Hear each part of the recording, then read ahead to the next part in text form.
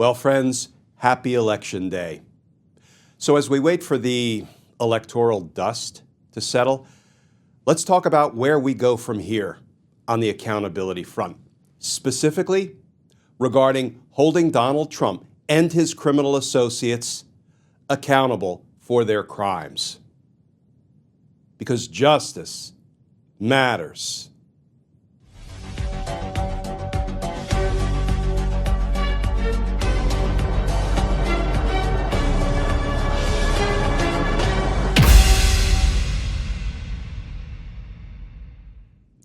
Hey all, Glenn Kirshner here. So friends, as we await the final vote tally, as we wait for the presidential race to be called, and we're not counting our chickens, but things are looking pretty darn good. I want to start today's Justice Matters video with a personal pledge to you. I have been doing these nearly daily Justice Matters videos since March of 2020. Going on 5 years now. And frankly, you want to laugh? Go on my YouTube channel, go to my earliest video, the very first video I ever posted, had no idea what I was doing. I'm sitting on my couch in a sweatshirt or something or another. I didn't even own a tripod, I didn't own a camera, I didn't own a microphone, I did not even have a pair of earbuds. Seriously. So, you'll see me there sitting on my couch back in March of 2020 with my wonderful wife, Nilu, holding the camera, being a human tripod. Sound quality was poor, production values were non-existent, and I spent about 3 minutes talking about the need for a Trump Crimes Commission, holding Donald Trump and all of his criminal associates accountable for the many crimes they committed in violation of our nation's laws. You know, victimizing we the people, the American voters. And friends, pretty much every day since March of 2020, I've been doing these Justice Matters videos, discussing, explaining, and when necessary, translating from legalese to English the legal issues of the day. I try to explain them as best I can based on my 30 years of experience as a federal prosecutor. But what I talk about most often is how the legal system is supposed to work. But what we've all come to learn the hard way is that when it comes to Donald Trump, the legal system doesn't work the way it's supposed to work. And you know, problems generally don't just go away on their own. We have to expose them, we have to talk about them, we have to tackle them. No, problems don't go away on their own. But you know what? If we don't do something about this problem, well, then our democracy may go away eventually. Let's start with some of the new reporting, and then I want to turn to just one legal issue that I think is relevant right here, right now, concerning the election's results. But first, this from NBC News. Headline, what will happen to Trump's legal issues after the election? And that article begins, Donald Trump has more than just the presidency on the line, November 5. The outcome of his various legal troubles hinges on the election as well. A win in the election he's dubbed the most important in the history of our country would likely result in the federal criminal cases against him being dismissed, with state criminal cases possibly being frozen until he leaves office, and additional delays in the various pending civil cases against him. A loss to Vice President Kamala Harris, however, could see Trump facing a potential jail sentence later in the month for his criminal conviction in New York and the possibility of additional criminal trials in 2025. It could also leave him open to additional civil trials in the near future, while he's already appealing $500 million in civil judgments against him. But friends, before we move on, can I circle back to just one sentence in that article when it asserts that if Donald Trump wins, the likely result will be the federal criminal cases against him will be dismissed. Well, you know what? That's not okay.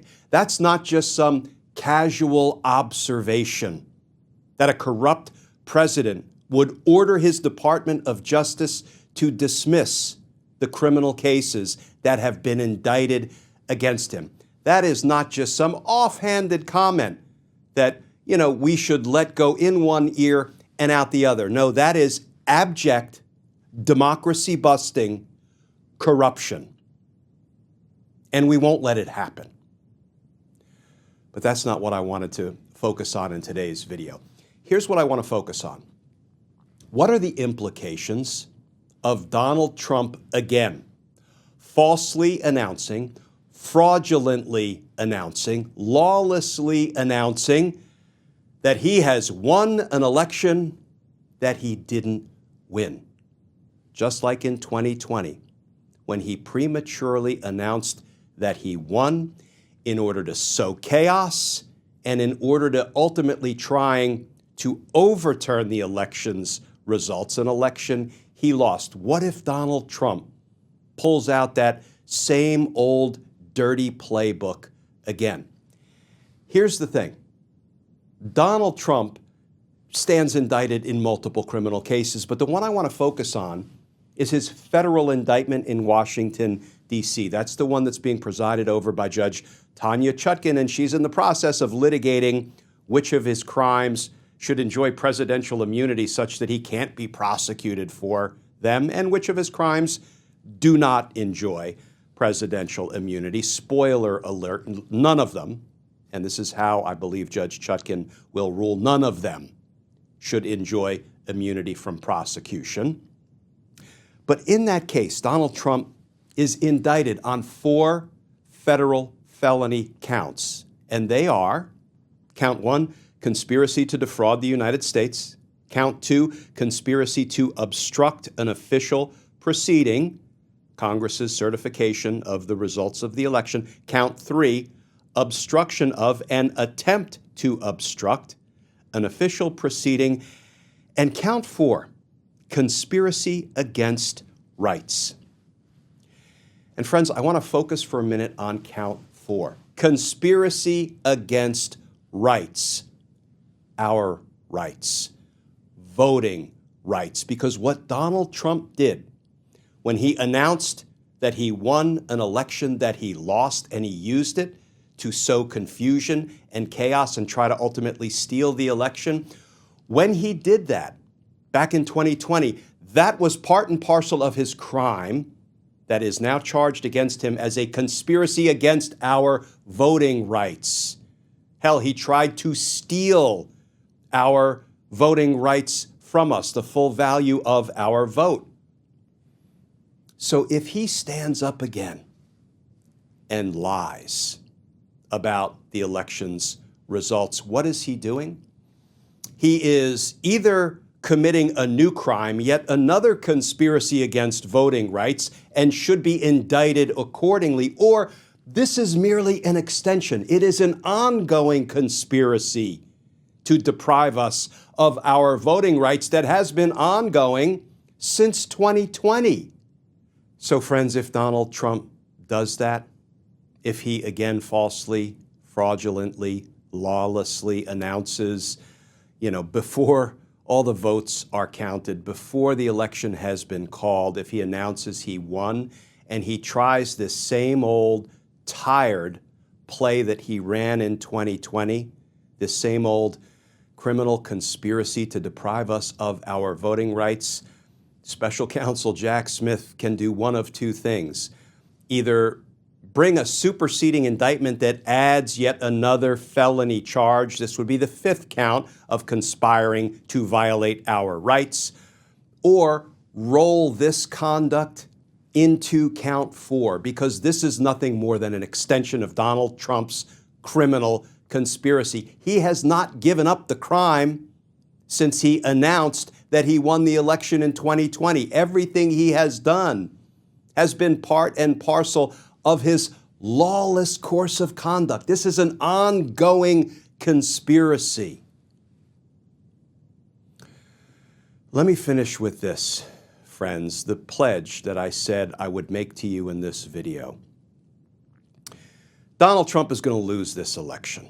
Again, not counting our chickens, but boy, people have been so energized and motivated to get to the polls and make sure we vote Donald Trump guilty. We vote him back into the Stone Age where he belongs, and we vote him into the waiting arms of prosecutors and judges and juries so he and his criminal associates can finally, at long last, be held accountable for their democracy-busting crimes. Once that's done, I'm not stopping, because that will be an enormous step forward in the endeavor of trying to save our democracy from Donald Trump and his Republican allies in Congress. But these are Republican allies in Congress, some of them, who committed crimes on and around January 6, 2021, back during 2020 and 2021, when they tried to help Donald Trump steal the presidential election last time. And those members of Congress, some of whom asked for pardons because they knew they'd committed crimes on and around January 6th, and they wanted to be, they didn't want to be held accountable for those crimes. They wanted to pass. They wanted to be able to get away with it. That's why they sought presidential pardons. And those people have not yet been held accountable. Frankly, one of the reasons we are where we are today, on a knife's edge, we ran the risk of losing our democracy, and all the votes have not been tallied yet, so this is not a done deal. The reason we're here is because those members of Congress and others who tried to help Donald Trump criminally retain the power of the presidency in 2020 and 2021, they haven't been held accountable. But if we care about our democracy, they have to be held accountable. Because if they're never held accountable, they will continue to try to kill us from within the way they have over the past 4 years, because they were not held accountable the first time. I'm going to be here every day, as long as I'm drawing breath, talking about the legal issues of the day. Assuming Donald Trump loses, he will be in courtrooms and ultimately jail cells for the rest of his life, but there will be legal issues, and there will still be propaganda that who will be spewing at us. Both foreign and domestic bad actors will be flooding the zone with propaganda about Donald Trump's legal cases. And I'm going to be here every day, continuing to talk about, explain, and if need be, transfer from legalese to English exactly what's going on in every single courtroom in which Donald Trump and his criminal associates are being tried for their crimes. The only thing that could stop me is, one, if I stop drawing breath, or two, if I end up going back to government for some reason. That is not my intent. But I will say, after having spent 30 years as a federal prosecutor, I miss that work every day. I miss fighting for justice from the inside. As frustrating as that was at times, I miss it. I miss my colleagues. I miss my friends. I miss being in the courtroom, constantly in the courtroom, talking with juries, trying to hold folk accountable for what they did. And I believe the Department of Justice is going to have to redouble its efforts, maybe quadruple its efforts, to make sure that ultimately they hold accountable everybody who tried to end our democracy on and around January 6, 2021. They can't just let that go, because if they do, they're giving permission to the bad actors inside government, right? All threats, foreign and domestic, they will be giving license and permission and encouragement to the domestic enemies of the Constitution and of our democracy to do it all over again. And that, no, our nation cannot long endure. Because justice matters. Friends, as I say, it's Election Day, and I am very much looking forward to talking with you all again tomorrow. Please stay safe. Please stay tuned. I think we're going to do it, friends.